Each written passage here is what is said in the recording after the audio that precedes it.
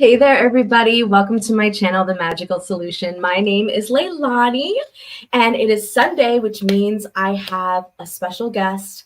And this week's special guest, I'm really excited to have. I've been wanting to speak to this man for at least a year now, and I'm so excited that we get a chance to finally get a chance to talk. This individual that I'm speaking of, his name is Mark Townsend. Now, Mark is an ex-Church of England Anglican Episcopal vicar who now works as a celebrant, a writer, and a magician. He has spoken and performed all over the world, from Gothic cathedrals to the African savannah. A combination of priest, magician, and writer, Mark uses seemingly opposing forces as equal gifts in our search for the meaning of life. As themselves to Christian practices, as an alternative celebrant, he offers various rites of passages to folk who do not limit themselves to Christian practices. He creates meaningful services and blessings that reflect the spiritual path of his wide variety of clients. Mark has had 7 books published and is currently working on 3 more. His most successful so far is Jesus Through Pagan Eyes, which is what our live is going to be about, which explores the human figure of Jesus and the mythic notion of Christ in a very unique but universal way. So, I mean, we got to bring him on. Let's do this. Let's do this. Hey! Hey, there we go. Hi. How are you doing? Oh, great. Yeah, and lovely to finally get to talk to you. I don't know what happened about a year ago. I think was I ill or something? Just life. I mean, it was the middle of COVID. It was crazy, but I'm so glad you're here, and I'm so stoked that you said yes to coming onto my show. Honestly. Well, I'm honored. Thank you. I love. I don't know whether I'm going to make any sense because my head is all over the place. There's so many things going on, me too, babe. Me too. Let's make sense of it together. We'll piece it all apart. So, I mean, before we even get into this phenomenal book that you wrote, let's start with you. I kind of want to know what your journey is, because I mean, you got a lot going on there. And when we see the words pagan and Jesus in the same sentence, it kind of blows people's minds. So what is your story? How did you get to where you are? Well, it's a long story. I'm 56 years old. And I suppose you could say that I always had a bit of a mystical imagination growing up. I was also very quiet. It's weird as a performer because I perform magic stuff in front of thousands of people, but I'm quite naturally very shy. And, dude, me too. I'm a singer. I'm a professional singer, and but off the stage, I'm a shy baby. Yeah, introvert. It's amazing, isn't it? But I was always naturally curious and always into the unexplained and sort of whether UFOs, Men in Black, psychic stuff, and yet also kind of quite, I suppose, sort of down on myself. Always trying to escape who I was, trying to getting into lots of different things just to try to escape. And maybe I had a little bit of a sort of issue with self-esteem and stuff. When I reached my teens, I got into quite a heavy form of Christianity, which at that stage was quite fundamentalist. So I had to put on the back burner the interest in magic. And incidentally, the type of magic that I perform is like illusion rather than magic with a K. So the sort of stuff. In fact, what's your favorite tarot card? Oh, I have a bunch, but I think recently I've been connecting very much with the 9 of coins. Okay, so and in regular cards, the coins would be represented by diamonds, yeah? Yes. Yeah, so 9 of diamonds, yeah? Hang on. Can you see that? Oh, there we go. Get out of here. Oh my God. I love stuff like that. Yeah, so it's kind of, I mean, the thing is, it's illusion, but it actually taps people into the childlike wonder and imagination that we sort of lose sight of when we get older. So I love doing stuff like that. But of course, being a fundamentalist Christian, they're very against anything to do with magic. So I had to sort of stop all of that. Eventually, I became Church of England, which is Episcopal, which is a far more traditional but also liberal type of church. And the story that got me there is too long to to describe here, but I went through all sorts of different things and discovered the beauty of ritual and Catholic style worship, and lots of sacraments and all the kind of stuff that you don't get in the Pentecostal. Right. Oh, the Catholic rituals are so beautiful. Yeah, it really is very magical. And yes. So I found my way into the Church of England, and my calling to ministry came with me, because I was feeling very much called when I was Pentecostal. I'm trying to sort of condense this as much as I can. I got ordained as an Episcopal priest, an Anglican priest, and I think the problem with religion is it on the one hand it gives you a vocabulary and a set of symbols to try and connect with things, but it also can limit you. And I very quickly started looking in the mirror and losing sight of who I was. And I went through a lot of, I also went through a divorce. I have two beautiful children, but I went through a divorce. And I got into I made a few very silly mistakes, and I got frustrated with the church. And one of the stupidest things I ever did was, I got into some mess, and I went and talked to my bishop about it. And he decided I needed some time off. So I had 3 years. In actual fact, it wasn't a stupid thing. It was actually something I needed to do. So in a sense, I kind Isn't that always how it works out? Yeah, I created this situation that I needed. And during that time of being very free from the establishment, I found that I was able to have the freedom to plug into things that I wouldn't have had were I still in the church. So I got in touch with a Druid group, the pagan group, OBOD, which is the Order of Bards, Ovates and Druids. And I found them incredibly exciting, because I'd always been very interested in other faiths and other belief systems. And paganism is something that, as you're probably aware, Christians don't normally mingle with because they're so frightened of it. But I got involved with this beautiful group, and they invited me to Glastonbury to a conference. And even as a vicar, they invited me to come and perform on stage as a vicar who does magic. And it's just, I took to it like a duck to water, because they were so welcoming, and not one of them tried to influence me. And I try to imagine what would happen in a reverse scenario. Right. A pagan going to a church conference, they're going to be, they got to save his soul. Exactly. And there was none of that. But more than that, that was the hospitality. But more than that, it kind of added a missing ingredient to my faith, which was this connection to the earth, connection to natural magic, synchronicities. It actually helped with this type of magic too, because all of this is symbolic for the search for wonder and for meaning. And so in a sense, I kind of, Christianity, I started to call it churchianity, because I started to see it quite negatively. I never lost sight of the person of Jesus, but I very much became part of this sort of new pagan world. I got into some other types of paganism as well. And that's how that book came about, because the whole thing about Jesus Through Pagan Eyes, it wasn't in any way trying to proselytize either Christians or pagans. Some people have seen it as one or the other, but it isn't.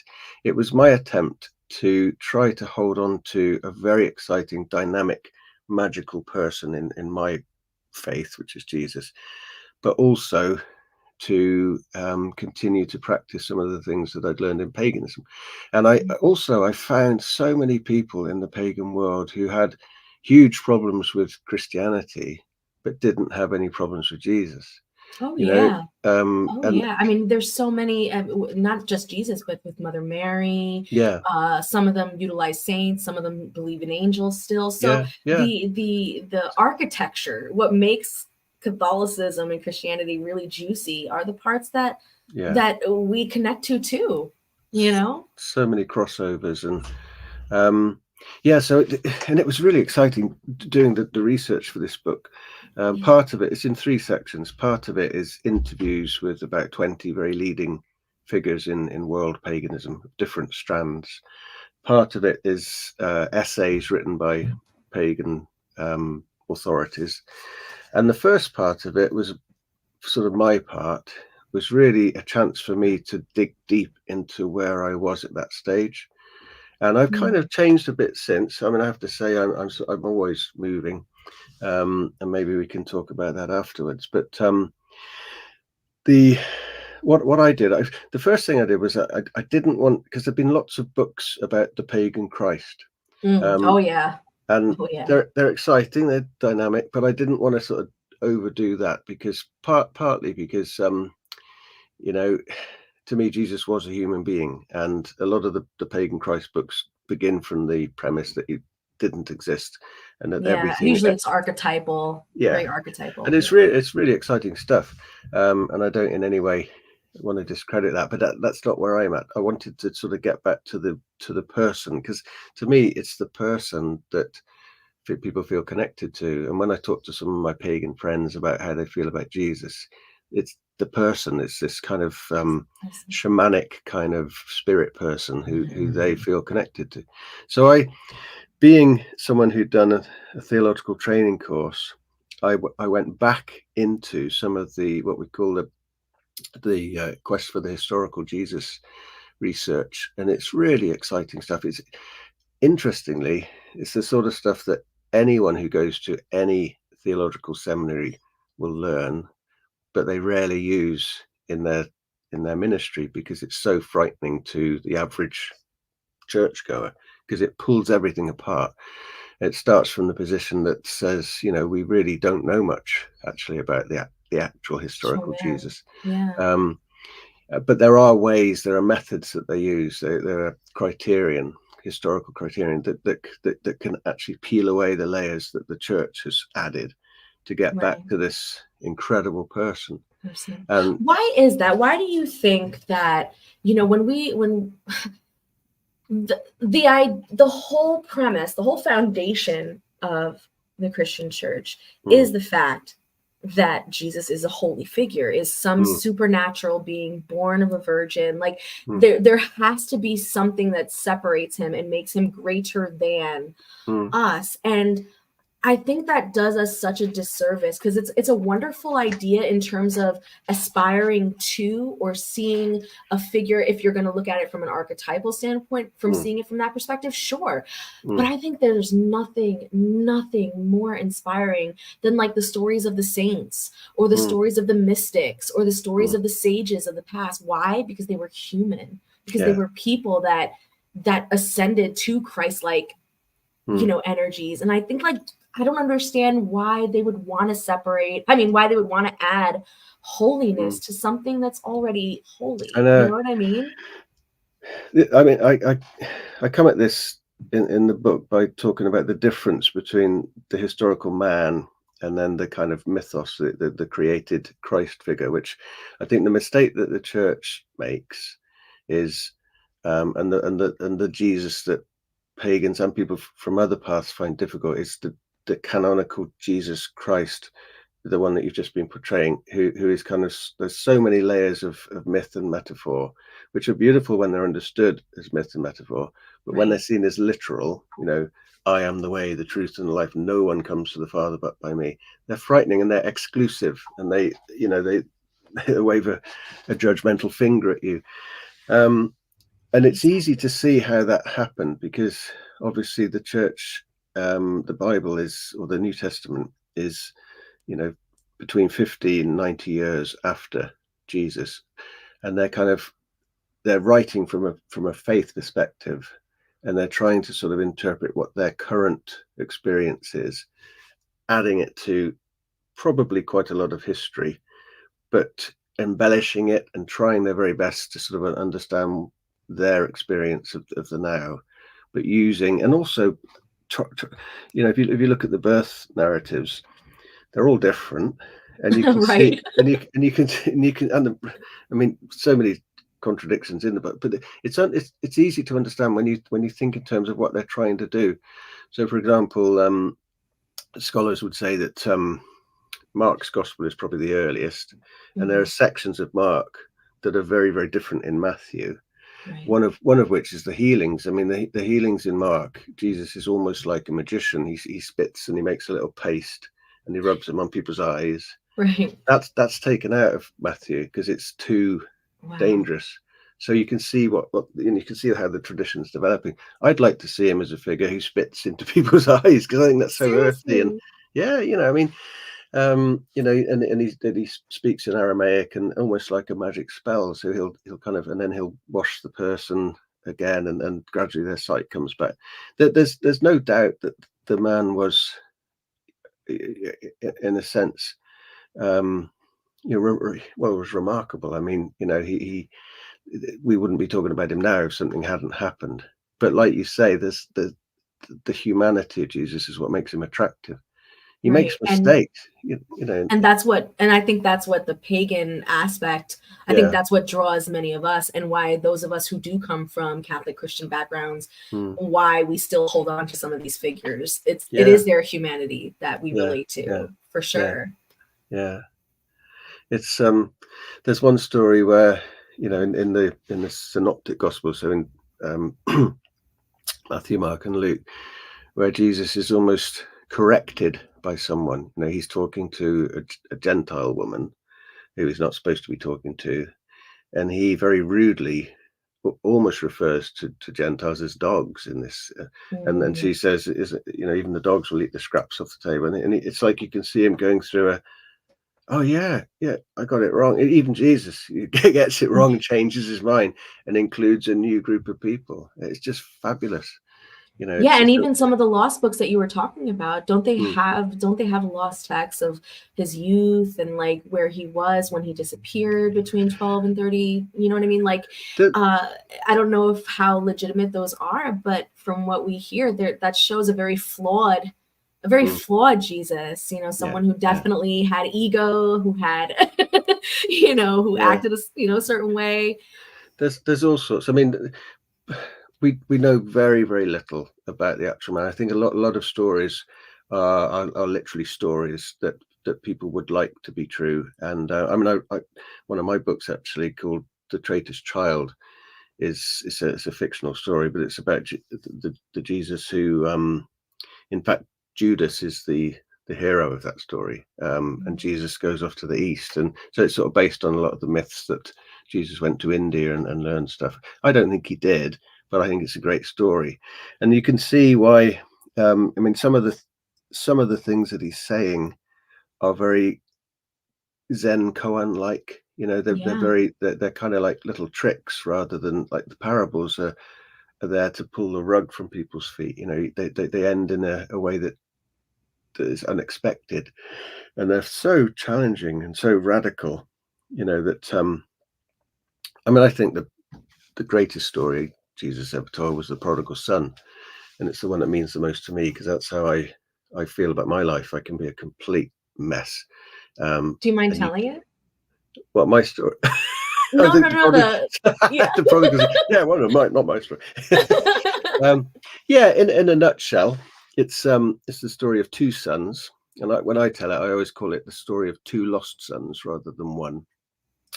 There's the rebellious son who's kind of fed up with being in his father's house, and he wants to go out and get a new perspective on life. So he basically asks for his inheritance ahead of time, which is like saying, "Dad, you're dead to me."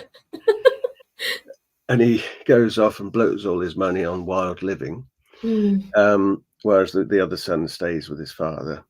And in that mess of wild living, his friends then finally desert him because he runs out of money. He ends up doing something that a Jewish boy wouldn't want to be doing, which is feeding pigs. And he comes. It says in the Bible, he comes to his senses, which means that he thinks to himself, why am I here when I could be working as a slave for my dad? He didn't expect to be taken back in as a son to his dad, but I could be a slave to my dad. And so he eventually makes his way back to his dad, expecting to be probably told to F off, Right. But his dad runs towards him and embraces him and puts a ring on his finger and a robe on him and gives him everything. he talks about my son was dead and now he's alive again. It's just a fantastic story, a powerful story. And of course, the older brother's really pissed off because, you know, he stayed behind, he stayed with the work. Yeah. So and I often see that as it's a metaphor for the two sides of our personality as well, you know, the rebel and the do-gooder. And very often it's the mess in us who actually gets the magic in the end. You know, the one who's always getting it right is often very prideful and ego driven, whereas the one who's willing to make a mess of their life and then come back is often the one who finds the gold, the hidden gold. And so there's so much in that. You know, it's crazy that you're saying this right now, Mark, because you know how we both, before we started this live, were like, okay, today was wild, right? Yeah. Okay, so I'm gonna let you in on some juice, some tea on today. So today I've just been getting a constant theme of this idea, and again, it kind of touches back to the story of Jesus and sort of linking a little bit this mythical aspect of him, this archetypal aspect of him, mostly known through Carl Jung as the hero's journey, right? But it's this idea of venturing out into the world, learning something, lessons, falling, doing everything you need to do, and then returning back. And sort of that journey being in and of itself a holy journey. But what people don't understand is, whether it's mythical or not, I think it's this idea overall for all of humanity. It's this idea of saying, you know what? We're in this bitch. Like, we're in this together, you guys. Like, we're in it. Here's life. Here's the world. We're in it. It sucks. Some of it sucks really hard. But like, we're in it. And the only choice is to participate. You just got to go into it. And whether you fall or fuck up or have a great life, whatever, but you have to participate. You know, and I think that's the hardest part. And I think that's the part, like, when we talk about, you know, that story of the one willing to make a mess of his life, that's exactly it. It's not so much the mess. It's the fact that he was willing to take a chance on life, you know, like, it's so dope. I don't know. I've been getting that message all day today. So that's so dope. Thank you for that. It's powerful stuff, and it's at the heart of so many stories as well, universal stories. And there's a story called The Rabbi's Gold, which is a story of a rabbi in Krakow who has a dream, and he has to. The dream is that somewhere out there there's a hidden treasure, and he goes to find it, and it's actually somewhere that he can't get to. I think there's a wall and a guard guarding it. This is cutting a long story short, but he tells the guard his dream, and the guard says, "Oh, that's funny. I had a dream about a rabbi in Krakow, and under his floorboards was a pot of gold." So he goes home and finds it in his own house, and it's the same thing. He had to go out there to be told to come back to find what he already had that he never knew about. Same as The Alchemist, you know the story. Same as Wizard of Oz. All of these stories about going on a journey to come back to find that you already had what you didn't know you had. And it's the story of life, isn't it? I wrote a book once called the Gospel of Falling Down, and that's all about the actual good news of fucking up, you know. Yes, I love that. Okay, that is next on my Amazon list right now. Yes, the gospel. Yes. Oh my gosh. But speaking of Jesus, though, like, you know, us pagans, I think overall, I mean, I don't anymore identify as pagan, although it is the best word I can use to describe sort of the eclectic mishmash stuff that I have going on in my life, in my spiritual practice.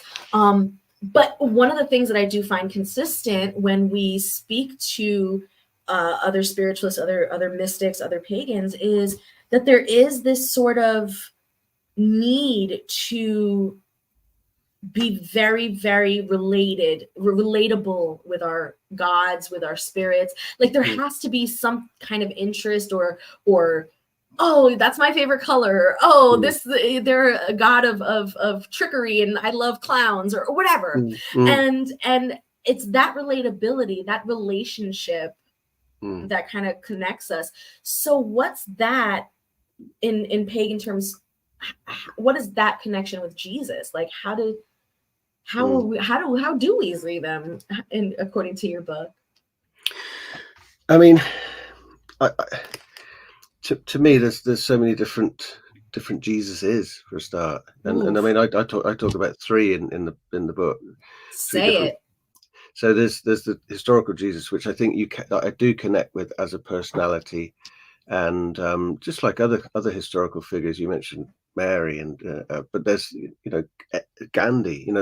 People connect to historical figures because they're inspirational, and but because I'm kind of someone who did come through the Christian path, praying is basically talking to these gods in your life, and so Jesus is someone that I still feel I communicate with as a human being. But there's also what we call the cosmic Christ, which is the kind of, and this is the thing as well. Pagans cope with the human Jesus and love the human Jesus. Pagans cope and love the cosmic Christ, because the cosmic Christ is the spirit in matter. We use the word incarnation in Christianity, the bridging together of the divine and the physical. That's what cosmic Christ is. It's in every leaf, every flower, every tree, every rock. It's the essence of creativity, of the spark of the divine in all things. Yes. That's what I think was in Jesus and is in all people, and that's what you recognize when you see that in people, and it's like we're mirrors to each other. The Jesus Christ is a mixture of the two, and this is the problem. Like I said before, when you literalize a myth, you create a problem. And I'm still struggling with that one. I'm still struggling how to relate to that one. But cosmic Christ, it's and magic ties into that. Because magic, as in illusion, awakens people to that beauty within themselves. I used to say I'm a magician because everyone is a magician, and I'm a priest, and I'm a priest because everyone's a priest. Everyone is a mediator to the divine. So everybody is a priest.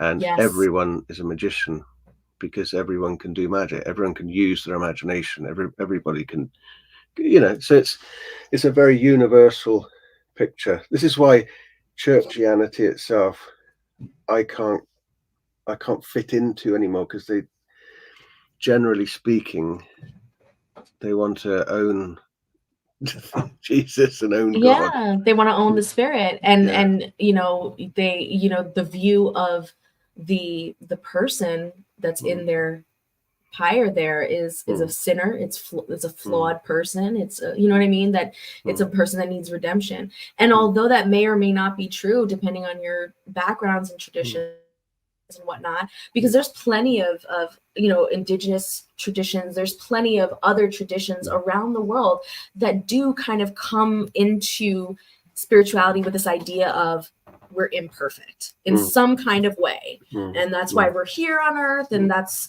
our purpose, is to like not be imperfect anymore. But it's like, you know what I mean? So that idea is nothing new, but I think what the issue is, like you were saying, is we can't fit in that box, because we realize as a community, and that consciousness is getting bigger and bigger, by the way, this whole new age movement, it's getting bigger, of this awareness that we and this, what we call God, this spark, this it's all one. And it's like, you know what I mean? And that's something that conceptually people talk about it all the time. We can think about it theoretically, sure, but to truly integrate that, to truly really understand what that means, that shit is mind-blowing. Mind-blowing. And you're right, it's terrifying to them. Terrifying. Yeah. Something you said then just triggered a thought, and it's probably gone. What we do. We're mirrors. I love that you said that we were mirrors and that we mediate. I love that. I was literally just quoting, who did I quote? Baldwin. And he was basically saying that, like, we are mirrors and magnifiers for each other's light. And dark. And dark. Ooh. Well, again, I was talking to my son today. We were driving home from seeing my daughter and grandchild, and we were talking about he struggles with sort of getting his head around faith things, and he's a very bright lad. He is, and he said something about the we were talking about the church and its negative side, and I just remember feeling that the church can sometimes be a collection of people who want so much to be kind of light that they become dark, because they find it so easy to project all of that stuff onto the outside and what's out. And whenever you project, I mean, the church is like a massive corporation of projection. It's forever seeing the bad out there, and whenever you do that, there's four fingers pointing back at you. Always. And projection is a massive problem within religion. And I think swimming with those paradoxes is so tough. I don't know how you did it as a priest, or how anyone does it as a leader of any kind of community, because it really is this balance of understanding that you are a light, just like God and just like everyone else, all the other spirits out there, but that awareness of each other's light. The only way for a flame to spread is to consume, for the flame to get bigger. So it's like you're towing this line of being a light and also awakening others' lights without consuming them, without taking over. You know what I mean? Such a tough thing to tackle. Yeah. And another thing that attracts me about the Jesus person is that he never had a problem with people's shit. In fact, he had a problem with people who thought they weren't. He had a problem, didn't he? He had a problem with people who thought they got it all sussed out, and he didn't have a problem with the real screw ups and the messes, and was able to totally embrace them. And that's how the light is gradually enabled and brought to life within us, when we're loved for who we are and not judged. And I think it's quite a good test case that there's people in my life, sort of older figures who have been in some sense of authority over me. Some of them, I could sit at their feet and feel no sense of judgment at all, and feel like embraced, like that father in the prodigal son story. And some, you feel the judgment the minute you enter their room, and that's a bad sign. It's not a very enlightened person if they can give off that energy. And I'm sure that people like Jesus and Buddha and others must have had that. That's why they were so attractive, because people didn't feel judgment; they just felt love. Just sitting in space with someone, letting someone talk, just being an ear. It's so important. Yeah. When you were talking earlier about the different kinds of Jesus, through pagan eyes, right? When we think of like the pagan figures or the pagan gods of any particular tradition, there's some commonalities. You'll have like the one that's very like magical, the one that's like a creative force, the one that has to do with like wind and love or whatever. What if Jesus were, let's say, a pagan god, what would be his domain? Like, would he be like a Dionysus, like the guy who changes water into wine and only that? Or would you, as looking at Jesus as a human man, as a flawed guy, but also as like pretty dope, what would he be? What would his reign be? If I could think of, well, there are people who've tried to. C.S. Lewis tried to do this. He tried to create a lion figure for Jesus, didn't he, in Aslan? I don't know. To me, it's the whole thing of being human and being, because the historical Jesus, though, was such a magnet and so powerful, he was forever pointing away from himself. That again, this is another interesting thing about studying the New Testament, the Gospels. The four Gospels that we all know about. The earliest one, Mark, compared to the latest one, John, you can see this transition of a very human, quite flawed figure in Mark going to John, where the Jesus is this almost like a great Greek god like Zeus, who is sort of, I'm the bee's knees man. That isn't Jesus wasn't like. Sorry, John, but that's the church's interpretation, and it's a beautiful, wonderful picture, but it's embellished and it's added to, and it's not historical. Right. It's that's the cosmic Christ shining through Jesus, which is also shining through all of us. But the Jesus who I'm trying to think of a God sort of from another religion who is like that. Because the trouble is I don't know. Or even not like another god, but what would be just his like reign? What would he be in charge of? What would his power be as a god? Knowing his story and knowing what he's done. Is he just a sacrificial lamb? That's another biggie, isn't it? And that's another problem with Christianity, that what they've done with the cross and sacrifice, and they've made it a sort of a symbol of punishment, divine punishment, and it cannot be what it. But that's a different subject. Maybe we can get onto that in a bit. I don't know. I still think that Jesus's beauty is you can't kind of do that to him. You can't say this is his power, this is his domain. It's just a human mirror to God. I think it's like the human face of God. Yes. That's how I would put it. And he was trying to tell us that we were all that.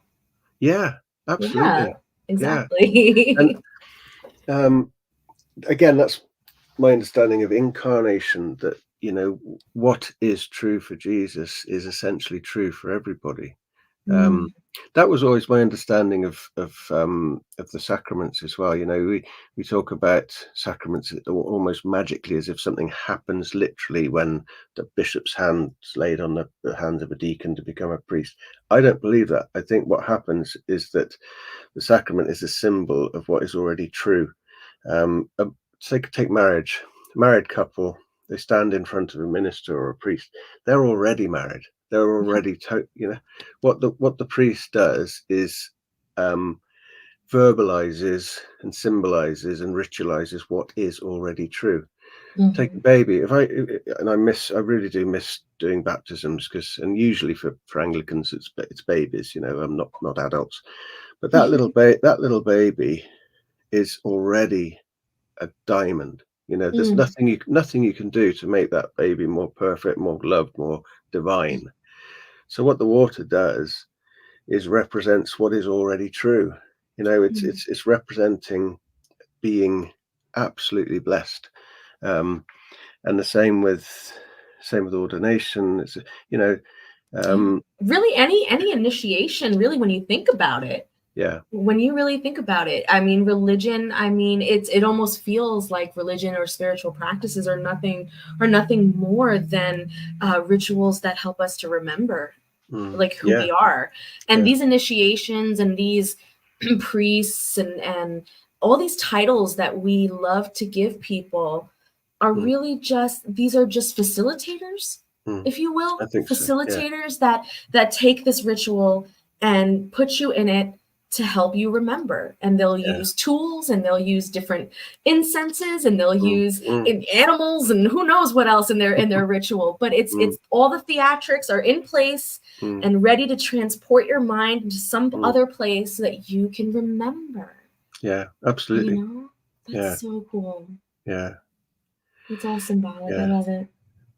And to remember, if you split that apart, to remember, as in to reconnect, to come back to yourself, and that's a word that for me lately, I felt ever so disconnected. Because when you go through these, you might have the same when you're forever exploring and challenging yourself and reading challenging things and going on journeys, you can get ever so disconnected, and and life is so, what with internet and mobile phones and everything, life is so hectic.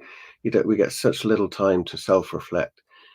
More recently, In fact, last couple of months, I've felt more reconnected, and partly because I have a little chapel in my garden, and I try to sit there for 15 minutes in the morning and just sort of be, go through sort of meditation, and it does help, because that's about remembering, that's about reconnecting, it's about coming back to the place where you feel, where you're finding yourself again. Yeah. So would you say that this idea of Jesus through pagan eyes, if we were to kind of compare it to your Christian background, would you say that the difference is not so much in Jesus, but in the lens in which we view Jesus, like Jesus or the cosmic Christ or the flame that it is that we are all trying to seek and remember?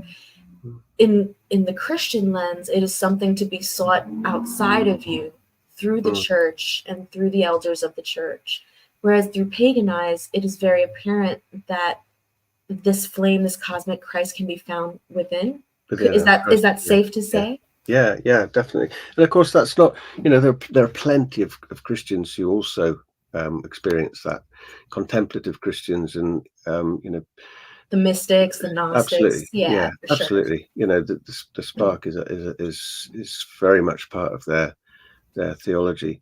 I don't know what label I call myself, really. I feel that I'm still a priest, and I don't know what of, but I just feel that every day I mean, yesterday I had a beautiful privilege, but a very painful privilege of a lovely man that I did his wedding 6 years ago. He's now in a hospice, and he hasn't got long to live. And he had a party for him and his wife. We had about 40 people to just give him almost like a last party, really. And it's near close to his anniversary. And I asked permission from his wife to do a renewal of vows and a blessing for them, because it was so close to their anniversary. So we did that, lit some candles, and had some words, very inclusive, not Christian, but sort of filled with God images from all sorts of paths. Loads of tears, you can imagine. Loads of just beautiful. It was a beautiful few moments, and to me, that's still being a priest, and it's still enabling the priest to come out in them. And I'm not an official priest. I'm not an Anglican priest anymore. Right. But to still have those privileges to do things like that. I think it's pagan wise. I think when you're looking at it from that, I think, I mean, what you're describing is service when you're talking about being a priest. But what of? I mean, we serve whatever religion you're from. There's a sense of community, and specifically with paganism, though, there's definitely a sense of serving nature and being a steward of that as well. Yeah. And just doing those kind acts for each other like that. Yeah. I don't think it requires any religion. I think you're just a good friend in that case, And you can, I mean, when you're free from belonging and dogma, you see kindred spirits all over, and I think one of the reasons why I'm feeling a little bit more reconnected lately is I'm discovering the gift in parts of Christianity that I'd sort of lost sight of, because not all of it is bad. And you mentioned the saints. Look at Francis of Assisi. I mean, he called the earth his mother, he called the sun his father, his brother, the wind, the animals. I mean, that's like a pagan version of Christianity, isn't it? And there are a lot of these saints. Wow. yeah, incredible. Yeah, but Jesus himself, I can't. I tried when I had a bad time with the church when I left, real bad time, and I tried to close doors completely. I tried to sort of turn my back on it and find new expressions, and I can't do it. It's just too. It's too. I wear a San Damiano cross, Franciscan cross, because I can't shake it. It's still there. And that I was going to say, wasn't I, that the cross is that. See, that's such a terrifying figure to so many people, because it's been used as an abusive weapon, to conquer people. And to me, that's that as a that's talking as sorry, getting tied up. Talking about the human Jesus, that's a symbol of what it costs to follow your calling. Oh, You know, isn't it? yes, it is. As a Christ image, so as a sort of cosmic Christ image, it's a symbol of yes, sacrifice, but not sacrifice to a punishing God up there who wants to spill blood. Sacrifice in terms of, you know, what all of us following our calling costs all of us. You know, we talk about, we mentioned earlier on about falling down and having fuck ups. You know, those are our crosses. Those are our crosses. That's when we come to the end of our resources, and that's ironically the place where we're most open to grace, you know, when we're empty of self. So it's a very abused symbol, and I happen to think that when I think of the Christian festivals, Christmas to me is just as important as Easter, maybe more so, because that's the symbol of a total, whatever we believe about nativity stories, it's a symbol of total helplessness, of deity entrusting herself to total vulnerability, you know, to well, a homeless family, you know. It's beautiful images. They're so positive, and yet this is what's so sad. Christianity can be used as a weapon to beat people with, and it's such a oxymoron, you know, to do that. My whole thing is like, life in general is so hard, and suffering is all around us, just literally by default. Nature goes through cycles, things live, die, decompose, come back. Like, that's literal suffering is just part of it naturally. And I don't understand why we've created systems to add additional suffering onto life when it's not necessary. And when we talk about these crosses, when we talk about these burdens, when we talk about the sacrifices of these gods or of these men and saints, what we're talking about is people that literally just said, I'm going to just live life. And whatever comes, that's what I got to overcome. That's what I got to get through. And so I find it just so, you're right. It's just so insane to add more, you know, salt to injury. It just doesn't make any sense. No. It doesn't make any sense. Now, here's my last question to you, because I can go on forever on discussions like this, for real. And you're so easy to talk to. Oh my God. I'm like so at peace with you. You really do got that priest vibe. You really do. I'm about to confess all of my sins, but seriously, my last question would be like, you know, for someone who is at the bottom, right? Their cup is empty. They are ready for grace. Okay, they're open, but they just don't know where to go, what to do. You know, what advice would you give to them? Knowing all the things you know, knowing the history, and having your own experiences, how would you guide someone who is just at their end of their rope, but is still open a little bit, still open to some kind of miracle? You know, because I think for me personally, I know hope is a tough one to get people to hold on to. I grew up my whole life. I've grown up in lower, like, inner city places, and it's a different vibe. The conversations that are being had are not going to be about spirit and God. The conversation is going to be about where am I going to get my next meal? I know. So what do we say to those people? And in a way, it's such a difficult thing to begin to try to answer, because, you know, who am I to say what someone in another situation? Well, I think what I try to do, and I'm not very good at it, because I do get very wound up and I do feel very empty sometimes. I get depressed sometimes. Of course. But I think what I try to do is look for the little glimmers of magic in the shit, you know, in the mess, in the real and don't try to fix it. Don't try to manipulate it. Don't try to don't start the kind of, if I read this book, or if I do that, or if but look within. And there is, I trust that inside every single situation there is some kind of light. It might take hours, weeks, months to find, but just trust it. And there's an amazing film called American Beauty. You've probably seen it. American Beauty. Yeah.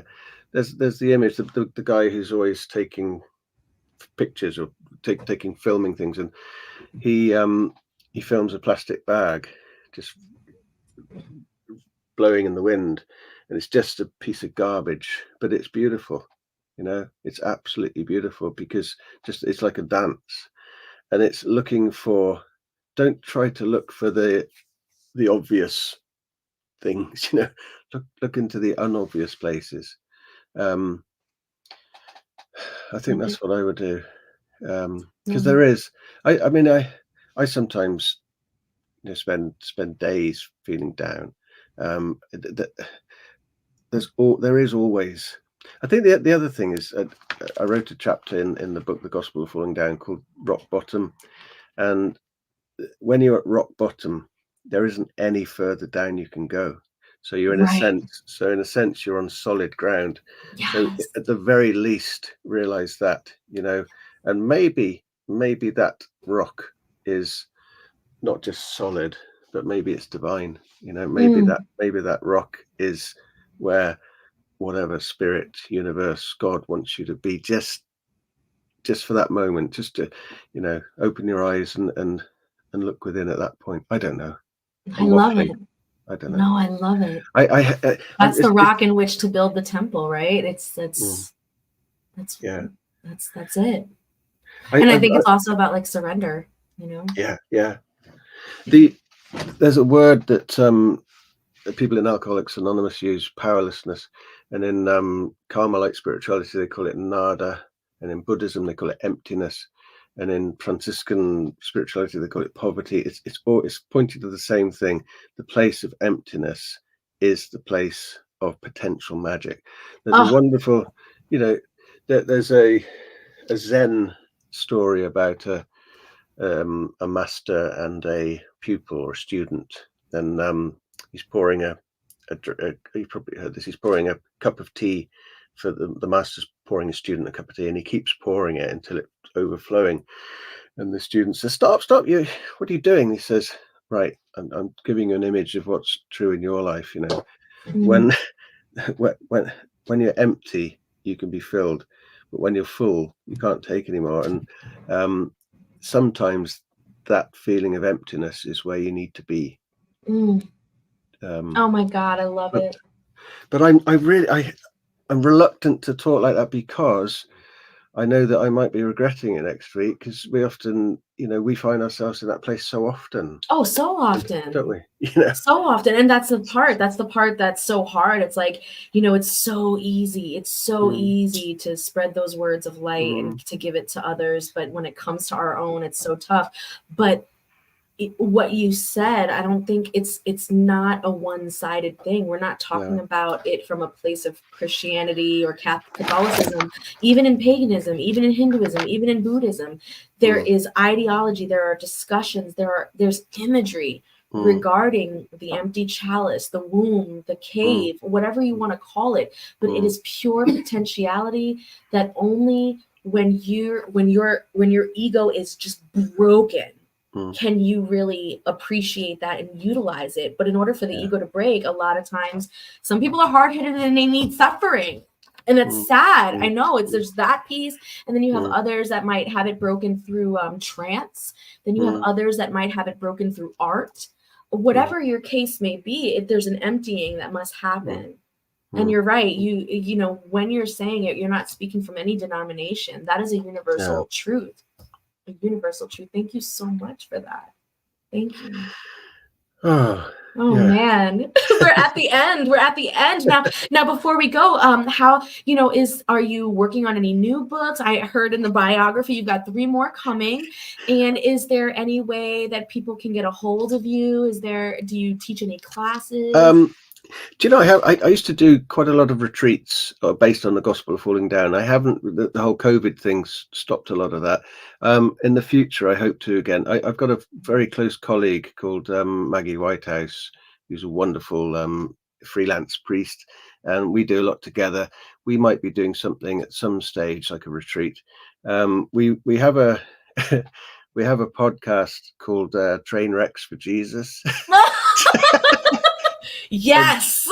and we're writing a book.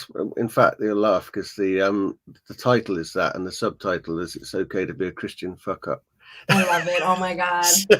So, and yeah, that's the book we're working on at the moment. Yes. It's That funny. is dope. Well, I am all for it. And when it comes out, let me know so we can get you back on the show for sure. Yeah. And I want to say thank you. Well, thank you. No, I've really enjoyed this, and you're very easy to talk to too. Yeah, right? Lovely. Like thank it's you. just there's a It's thing, great. man. I love it. Brilliant. And thank you to everyone who is watching and everyone who's watching on the replay. Good morning, good night, good evening, all the good things, right? Make sure you like, comment, share, and subscribe. But most importantly, remember that this is how we grow, guys. Bye.